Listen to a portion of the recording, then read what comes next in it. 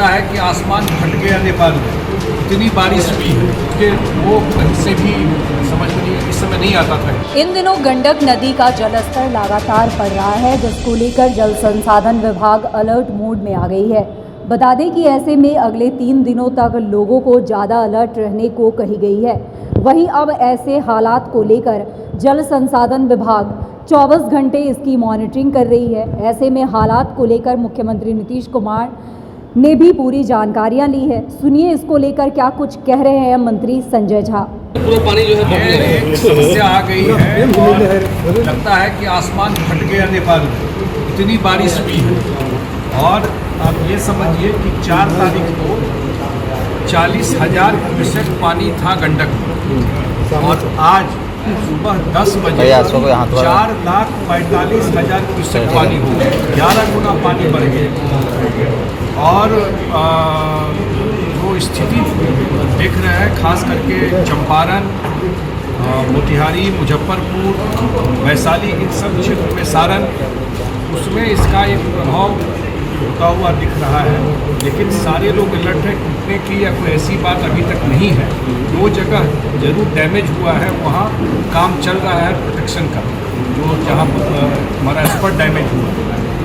और देवघाट है नेपाल साइड में, वहाँ इतनी बारिश हुई है पिछले 2 दिन में और आगे भी अगले 1 दिन 1.5 दिन वहाँ फोरकास्ट है पानी होने का।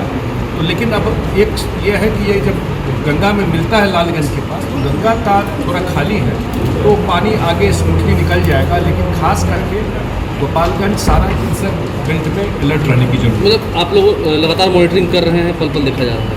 बिल्कुल लगातार मॉनिटरिंग कर रहे हैं। रात भर हमारे डिपार्टमेंट के लोग, जल संसाधन विभाग के लोग यहाँ भी बैठे रहे और फील्ड में बैठे हुए हैं। और मुझे लगता है कि अभी मैंने मुख्यमंत्री जी भी अपडेट लिए हैं, बैठ करके भी अपडेट किया है।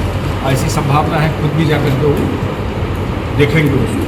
और लेकिन इतना मैं बता देता हूँ कि ये समय होता था कि अब बाढ़ खत्म हो गई, नॉर्मली विभाग में माना जाता था, और इस समय इतना पानी आ गया उसके वो कहीं से भी समझ में नहीं, इस समय नहीं आता था इतना पानी जितना गंडक में आ गया। लेकिन हम लोग बिल्कुल अलर्ट है। जो हमारा फ्लड फाइटिंग का मटेरियल काम है वो सारा कुछ हो रहा है। और लेकिन अगला जो 3 दिन है वो इम्पॉर्टेंट है, क्योंकि ये पानी आने में, ये मोतिहारी और गोपालगंज, इस सब आज शाम तक गोपालगंज के पास पहुँचे या कल दोपहर तक मोतिहारी पहुँचे। अगले 3 दिन तक पानी नीचे आते आते 15-16-20 घंटा लग जाता है, जो चलता है वाल्मीकि नगर से। अगला 3 दिन जरूर हम लोगों के लिए एक खतरा और अलर्ट रहने वाला है। एक सवाल और है, दरभंगा में जो हवाई किराया है वो 10 से लेकर 25। वहीं पटना एयरपोर्ट के मुद्दे को लेकर क्या कुछ कहा, अब जरा वो सुन लीजिए। देखिए, मैं बड़ा स्पष्ट बता देता हूँ, वैट पर भी चर्चा की जा रही है कि सरकार, मैं बिहार सरकार, मुख्यमंत्री जी ने मुझे भेजा था दिल्ली और मिलने के लिए जो वहाँ के नागरिक उड्डयन मंत्री हैं। तो मैं बिहार सरकार की तरफ से जाकर बिहार के जो इशूज़ है एयरपोर्ट को लेकर के, उसके लिए मैं मिला था। जहाँ तक दरभंगा एयरपोर्ट की बात है, वो कहा जाता है उड़ान स्कीम। उड़ान स्कीम का मतलब हुआ पूरे देश का सामान्य नागरिक, यही हुआ ना, आम नागरिक, पूरे देश का आम नागरिक। अब हाल ये है, मतलब था कि हवाई चप्पल वाला भी उड़ेगा। अब स्थिति ये है कि वहाँ का जो किराया है वो दिल्ली दुबई जितना किराया होता है उतना किराया दरभंगा से दिल्ली का होगा। और उसका वजह है कि वहाँ पर जो उड़ान स्कीम में स्पाइस जेट को मिला हुआ है, दिल्ली से दरभंगा, मुंबई से दरभंगा, बेंगलोर से दरभंगा, दूसरा एयरलाइन उसमें जहाज नहीं चला सकता। अब स्पाइस जेट का जितना प्लेन है उसको भारत सरकार ने आधा प्लेन उसका ग्राउंडेड कर दिया, कैपिंग कर दिया, आधे प्लेन उड़ा सकता है। उसका प्लेन में कुछ गड़बड़ी मिल गया, आप लोग देखे होंगे अखबार में। अब आधा प्लेन है, जो 3 प्लेन 4 प्लेन उड़ता था दिल्ली के लिए, 1 प्लेन हो गया। तो डिमांड सप्लाई की बात होगी। तो मैंने आदरणीय सिंधिया जी से कहा कि भाई वहाँ प्लेन ही नहीं है, या तो स्पाइस जेट को बोलिए प्लेन दे, या दूसरा जो एयरलाइन है उसको वो टाइम स्लॉट दीजिए जो स्पाइस जेट को दिए हुए। नहीं तो वो एयरपोर्ट में तो भारी मुश्किल है। अभी दीपावली आने वाला है, छठ आने वाला है, इतनी बड़ी संख्या में लोग आएंगे। तो वो प्लेन की संख्या अगर भारत सरकार नहीं बढ़ाती है, जो प्लेन की बढ़ाना तो दूर की बात है, जो प्लेन चल रहा था वो भी 1/3 हो गया। अब वहाँ डिमांड है, आपको पता है कि दरभंगा एयरपोर्ट देश का उड़ान स्कीम का सबसे सक्सेसफुल एयरपोर्ट है। 11 लाख लोग अभी तक ट्रैवल कर चुके हैं। इससे सक्सेसफुल एयरपोर्ट देश में दूसरा नहीं है उड़ान स्कीम में। और उस एयरपोर्ट का हाल अभी ये हो गया है, उस एयरपोर्ट पर 3 जहाज जाता था दरभंगा से दिल्ली, अब 1 जाता है। आज का भी फेयर लीजिएगा तो आपको 15,000 20,000 फेयर आपको दिखाई पड़ेगा, 12,000 15,000 फेयर हो गया। इसलिए ये हमने कहा। और दरभंगा एयरपोर्ट पर जो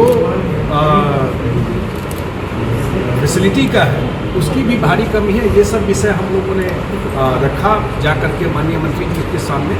लेकिन सबसे बड़ा इशू वो है कि जो ज़्यादा फेयर का बात है उसका सबसे बड़ा वजह वहाँ प्लेन की संख्या जो बिल्कुल कम हो गई है, और स्पाइस जेट जो आधा जहाज उसका बंद हो गया, उस वजह से ये हो गया। और भारत सरकार को मुझे कहा माननीय मंत्री जी ने कि भारत सरकार के माननीय मंत्री हैं, इमीडिएटली दिखवाते हैं और उसका कोई ना कोई सॉल्यूशन करते हैं। मैं अपेक्षा करता हूँ कि इमीडिएटली, क्योंकि अब टाइम तो निकल रहा है, दीपावली और छठ आने वाला है। नॉर्मल टाइम में भी भर के पूरा उत्तर बिहार के लोग वहीं उतरते हैं, सारे लोग नेपाल साइड के लोग वहाँ उतरते हैं।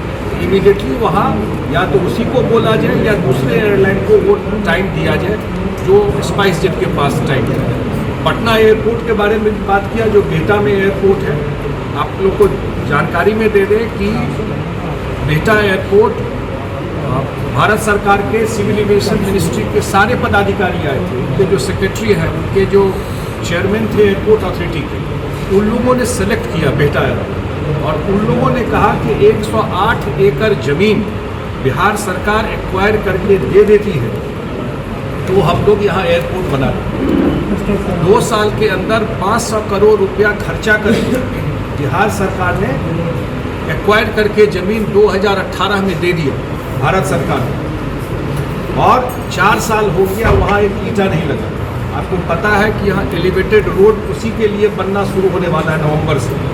तो हमने आग्रह किया माननीय मंत्री जी से कि भाई आप ही के डिपार्टमेंट ने जो ज़मीन मांगा, 108 का फिगर कहाँ से आ गया? आपके डिपार्टमेंट ने कहा कि 108 एकड़ ज़मीन दे दीजिएगा तो बिहटा में हम लोग एयरपोर्ट बना देंगे। और 108 एकड़ ज़मीन एक्वायर करके हम लोग दे दिए हैं, और कृपा करके, और 500 करोड़ बिहार सरकार का खर्चा भी हुआ है। इसको जल्दी से जल्दी इस एयरपोर्ट पे काम, और ज़मीन की बात कर रहे थे तो बात तो वही रही। पूर्णिया एयरपोर्ट की बात हुई। पूर्णिया एयरपोर्ट पे जो ज़मीन एक्वायर हम लोगों ने कर लिया है, हमने कहा कि हैंडओवर, उसको ज़मीन को टेक ओवर कर लीजिए। वहाँ था कि एयरपोर्ट से हाईवे तक का कनेक्टिविटी बिहार सरकार बना दे, वो हम लोगों ने कह दिया कि एयरपोर्ट से, पूर्णिया एयरपोर्ट से हाईवे तक का कनेक्टिविटी बिहार सरकार बना देगी। 2 और एयरपोर्ट की बात थी। गया एयरपोर्ट बिल्कुल प्लेन नहीं उड़ता है, वहाँ से 1 या 2 प्लेन, वो उनसे आग्रह किया। गया एयरपोर्ट के बारे में उन्होंने कहा कि दिल्ली और मुंबई मुझे कहाँ की ज़रूरत है, वो बोले मैं रीजनल फ्लाइट जल्दी करवाता हूँ। और अंतिम में जो पटना एयरपोर्ट पे काम अभी हो रहा है, जो प्रेजेंट एयरपोर्ट है, तो पटना एयरपोर्ट पर ज़मीन जो चाहिए था बिहार सरकार एक्वायर करके दे दी, और जो काम वहाँ चल रहा है पटना एयरपोर्ट का, अभी प्रेजेंट एयरपोर्ट, वो काम बहुत स्लो है।